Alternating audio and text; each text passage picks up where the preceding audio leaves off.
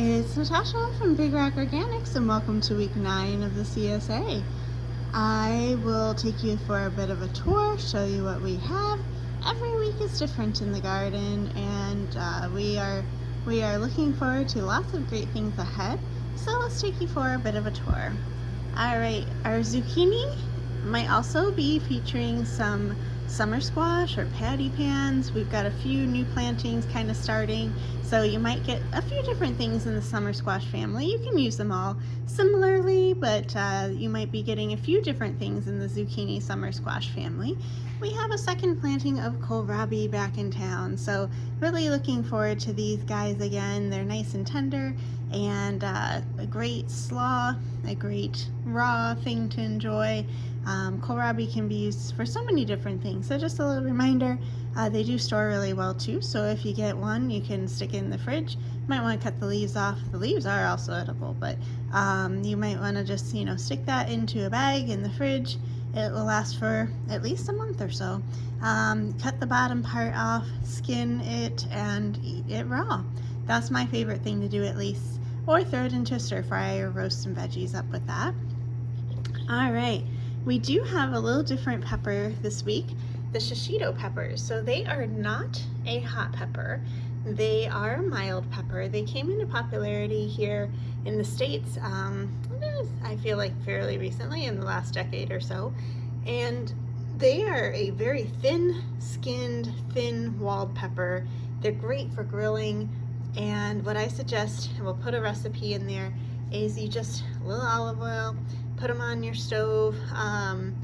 You can either do it like over a gas flame or a grill is better, and you're just going to kind of let them sit there, and you want to wait for them to pop. They're actually going to dance and pop a little bit.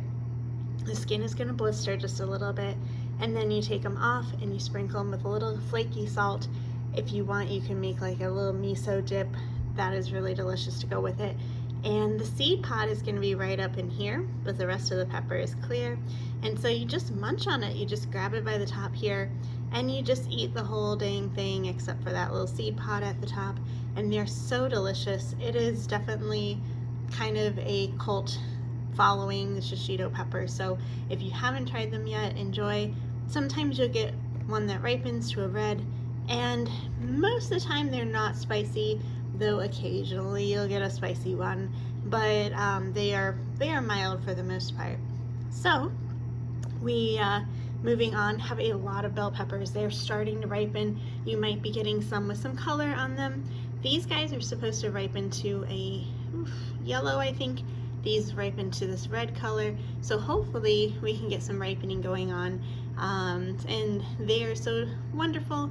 So I challenge you, we do have a lot of peppers this week in your box. Make some stuffed peppers. They're delicious, and you can stuff them with so many things. It's a great make ahead. A lot of people make stuffed peppers with cutting this top off, but I like to cut it long ways and make little pepper boats, and that's just really convenient, and it's a smaller serving size as well. So there you go, an idea for you. I have seen people do a stuffed pepper soup, but let's face it, not really in the soup mood quite yet, but it's something to think about later in fall, because the peppers just keep going and going and going.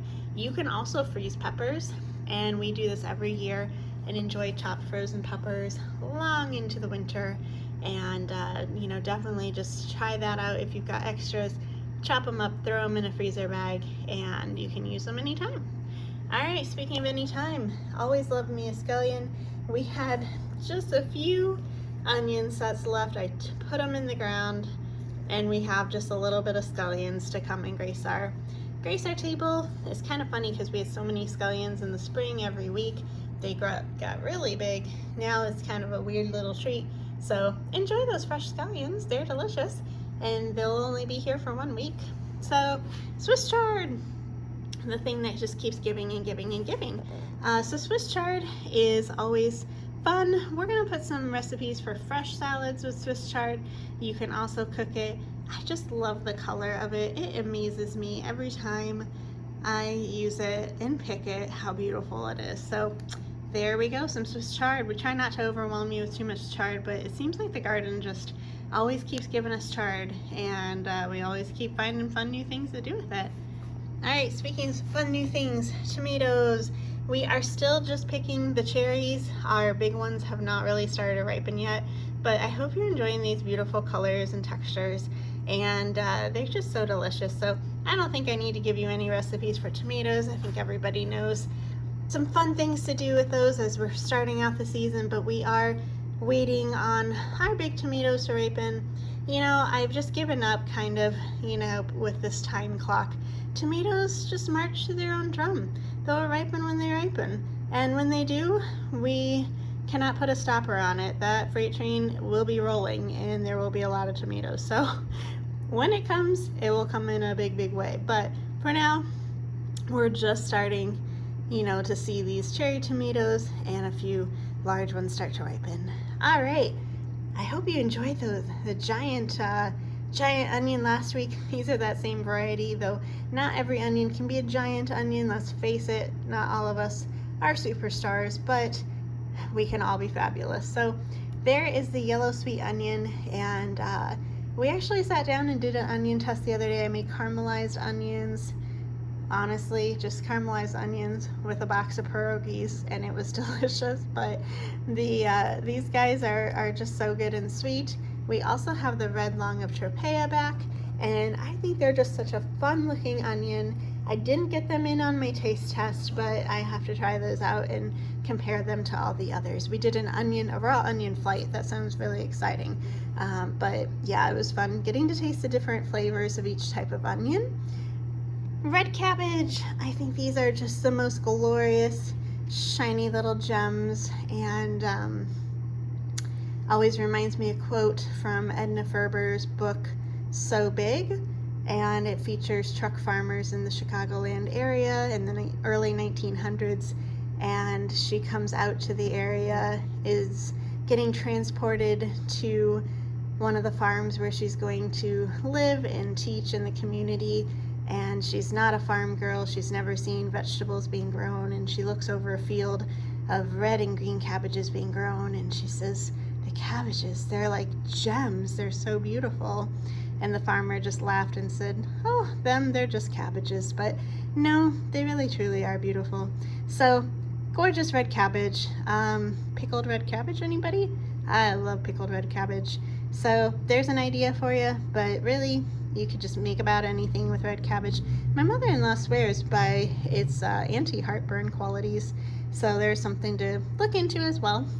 All right, we have those cylinder beets. So the reason we grow these mid-season, late season, is because we can plant them in the row, and they grow a lot better than the round beets. If you plant the round beets in a row, they're going to compete for each other. The round beets we actually plant as individual transplants. It's very tedious, but it's well worth it. So the cylinder beets just go in a row. It's a little quicker, a little easier, and they are just so nice for slicing, aren't they? So roast those guys. Again, root vegetables like this, stick them in a bag, paper towel in the bag, or in a container in your fridge, and they last such a long time. All right, we've got cauliflower and broccoli coming in this week, and have you made cauliflower rice? That's always a great thing to do. Yes, we are working on getting the heads to be more compact. Sometimes the curds rice out a little bit, so the cauliflower might look a little different than the store, but it's still delicious, and you can do all kinds of great things with that. I love me a brown butter cheese sauce. Basically all vegetables taste great with a brown butter cheese sauce, so look that up. It's a great recipe to have on hand to cook and top about anything that we have off with. I mean, who can go wrong? Butter and cheese, you know, really. No more need to be said. Okay, so the green beans and the purple beans, these are the beans that have been around all season. We have some pole beans that are starting now, but these bean plants look like they've been through the wars. Somehow this week they decided to pick themselves up by their bootstraps and are producing like crazy. So it's a crazy week because we also are transitioning. Our main person here left to go to college. We're gonna miss Christina a lot, but Martha started with us, and of course the beans decided to explode. So That's just irony of a life of a farmer for you. But I hope you have enjoyed occasionally maybe getting a purple bean. I think we've had some of those thrown in there, and they're magic beans. They turn green when you cook them, but they're just fun. And so this bean crop is looking really great this week, and we're gonna be spending a lot of time picking beans, so enjoy those. So much effort goes into getting those little beans to you. Okay, and last but not least, we have rosemary and thyme. And I just think these are some of the most lovely woody herbaceous plants, and oh, they smell so fresh and good. They're great to dry. You can literally I've dipped these in water and washed them, so you could just hang it up just like this and dry it, and you have some great seasonings for a winter roast or a stew. I mean, this smells so amazing right here. So we want to make sure we get those cut so they have some time to regrow during the season. They take a lot longer than the other herbs, so such a treasure to have some rosemary and thyme. All right, so enjoy week 9. I will tell you, I am very excited about our fall crops. The lettuce is about 1 inch high. The arugula should be coming next week. It is about 1.5 inches. It might even be done by the end of this week and ready to start cutting. That one grows really quick, so I cannot wait for some fresh greens again. And yeah, we'll be bringing lots of fun new flavors as each week moves on. Thanks for joining me, and enjoy your box. Happy cooking, and thanks for being a part of our CSA family. Bye.